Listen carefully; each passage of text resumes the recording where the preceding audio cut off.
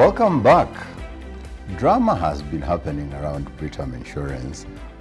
First, the exit of Ben Wairegi, who was the group MD. And then there came a gentleman from Southern Africa who stayed for 10 months and then announced his exit in December. Now we have an acting CEO. What do you make of this?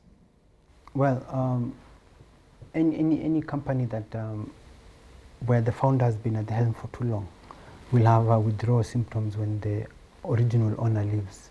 So it's actually expected that Britam will have the problems they're having. But for Britam, it's a bit more interesting because its key founders are big boys in the industry, in the financial sector.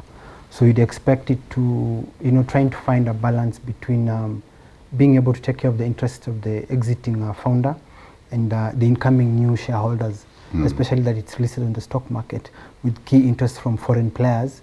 They're also trying to, the new investors trying to have their own interests actually taken care of. Yeah. And we've seen now I think there are a couple of foreign investors in the brand that are actually pushing for their own agenda that seems to be conflicting with that of the original founder, and that is why any CEO will have a problem actually settling in.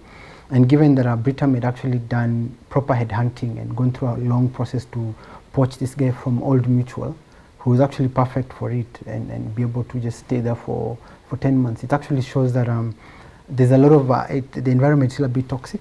There are a lot of issues around the brand. We've seen the issue about the shares selling in Mauritius. We've seen the interesting back and forth between Equity, Jim Nambaru, former employees who are now heading Saiton Investments.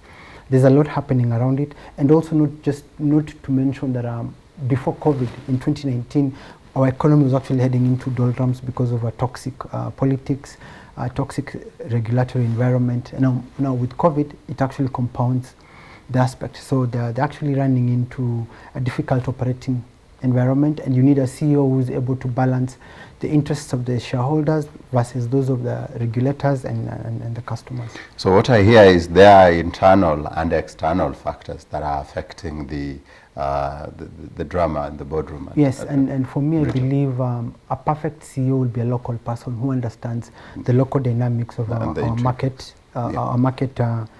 politics, and one who understands who the founders of the brand were, and one who is able to actually understand the interests of the new shareholders.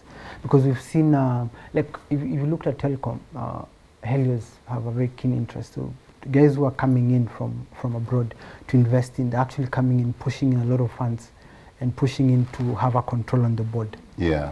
But for the industry, the insurance sector is actually going through a lot of changes, a lot of difficulty, thanks to COVID.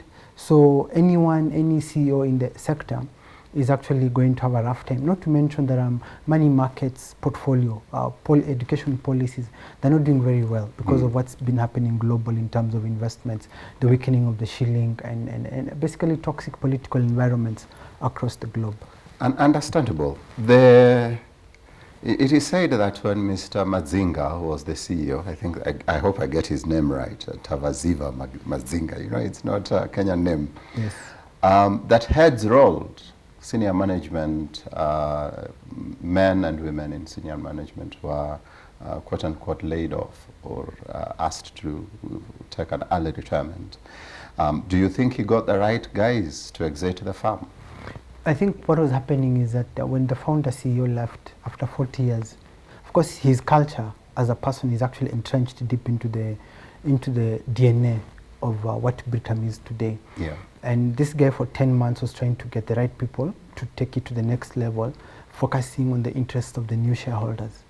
Because now the former MD had left, and a cloud of a lot of issues back and forth, a loss of almost 6 billion, and how to account for it. So of course it was important for him to set the stage for new management that will understand the past but also appreciate where the brand needs to go in the future. It's unfortunate that he had to leave after setting up the stage, which means that the acting MD right now, whether he's going to be confirmed or someone else, will also have to do the same thing. So Britam is not out of the doldrums in terms of getting the right mix of top management to be able to push it. And as this is happening, we're seeing a lot of more problems and a lot of complaints in terms of claims not being paid, a lot of people stopping to pay for education policy premiums and things like that because of how the economy has been. So it's a difficult time for the brand. I'm glad you brought that up, but the question is, you have a feeling that these management issues are in fact affecting the company itself? The performance, I mean, it's if every day you're in the news for the negative reasons, people, the confidence of the investor or the potential customer to come and actually buy your product is actually going to be in doubt. Not to mention that COVID has really made it difficult for people to have disposable income to be able to take such a premium product. So realize that for them to hold on to the money they have is going to be a challenge because everyone is pulling out, not just necessarily because of the challenges they're facing, but because of how the economy is set up currently. And as we get to understand the true impact of COVID, Britain will need to actually act fast to get in the right mix of top management who will understand the DNA of the founders and the DNA of the new investors. How has the market taken this news? I was just looking at the graph of the Britam share. Nothing has changed much. It looks like those who are in feel confident that Britam counter will still give them value. Well, there's a lot surrounding the Britam share. We look at the sector. There's nothing much exciting the sector other than the equity entry into the sector. And we've seen how the equity share has been performing of late. It's actually one of the top 5 key movers on the market. What is happening to Britam on the stock market is what's happening to other brands like Jubilee or CIC. There's nothing really exciting because the industry is actually in the doldrums. In terms of access to their products and businesses by their target clients is actually reduced from 3.1% to 2.3%. So there's no important or core macro aspect that will make any of the shares to actually go up. I would imagine that the corporate movements, negative or positive, would affect the stock. Now, unfortunately, the way our NSE is set up it doesn't move on core macroeconomic fundamentals. It moves on emotion. So, like now, you see what's happening to Kenyan General. Any news between Career and them makes the share up and down. Are you saying then, because that would mean that the majority of the investors in our market are speculators? Yes. Actually, out of the 60 plus listed firms, only 10 actually active. People have lost faith in the market because of what's been happening in the last 2 years. The economy has been very poor. A lot of firms have issued profit warnings, and the insurance sector hasn't really come out with any innovative product to create an exciting news about them. We've seen the banking sector doing very well because of the products they've been issuing out, the partnership with the telco industry, but we've seen the insurance sector just being dormant.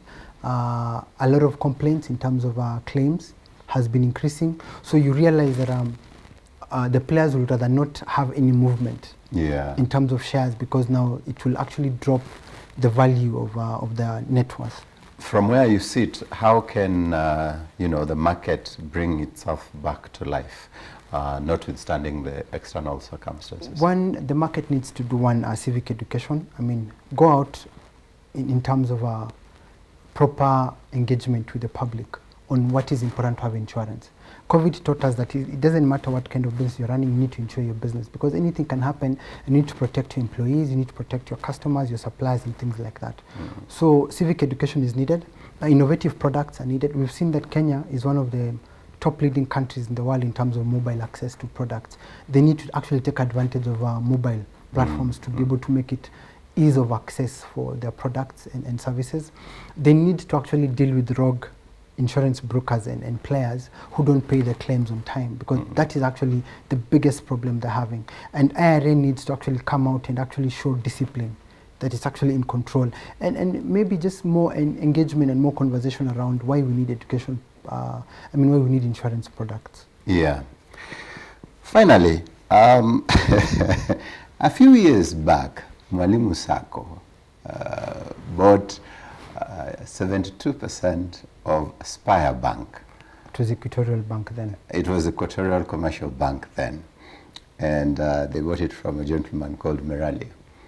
I read in the Standard today how Merali schooled teachers by, first of all, allowing them to come in and then withdrawing his deposits in the bank, about 1.7 billion shillings, and almost bringing the bank to a halt. I don't know what you make of this.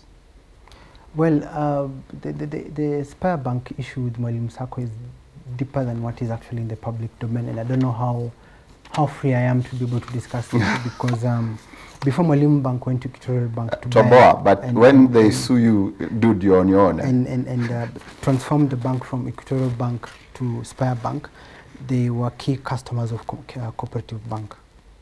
So Mwalimu Sacco is actually a very big movement. It's a very big circle. Yeah.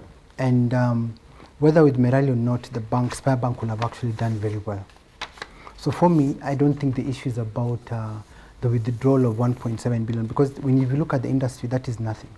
If you look at how aggressive central bank has been in terms of ensuring that all banks have enough liquidity ratio to be able to meet that day-to-day demands, the 1.7 billion is little money to the player. The issue has been management. Currently, Spire Bank has an acting MD who's been there for almost 6 months. Before that, they had an acting MD who was constantly being fought. So the problem with Mwalimu Sacco is any problem that will bedevil the Sacco movement. Yeah. You grow too big, then you start having a problem in terms of innovation, management, corporate governance, and how to manage your Why cash did flow. they just get a license to own a bank? I mean, why is it so hard for anyone to get a license to own a bank in this country? Spire Bank is actually a good bank, especially if you look at the products. It was focusing on SMEs. So for me, I think what the bank needs to do, instead of Mwalimu Sacco selling it, they should just get a strategic investor to be able to come in and be able to sort out the top management aspect and do it well, because Mwalimu Sacco alone can be a big customer for the bank. Absolutely. And they can be able to, but given its history and given its connection to Cooperative Bank, that's where the challenge now actually Yeah, emanates from what I have read in the news today, they are considering withdrawing from the deal and, buying or selling back their shares to Mr. Merali. We've really run out of time, Steve. It was actually enjoyable to discuss. Absolutely, I agree. It was a very enjoyable conversation. When you come next, we shall talk a little bit more about how easy it should be to get a bank, because I'm feeling it's very hard to get a banking license in this country. I want to own a bank, for Christ's sake. The entry level has been set so high because of trying to protect depositors' interests. Yeah. So if you can be able to meet the requirements.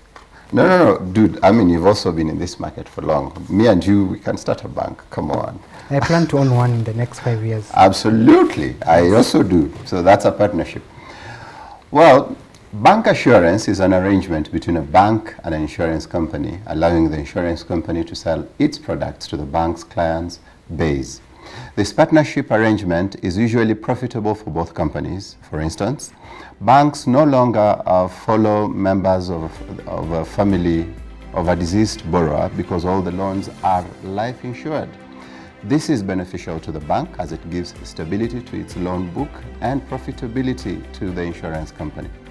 Now, why would a local bank prefer to own and operate the life insurance company covering its loan book? Your guess is as good as mine.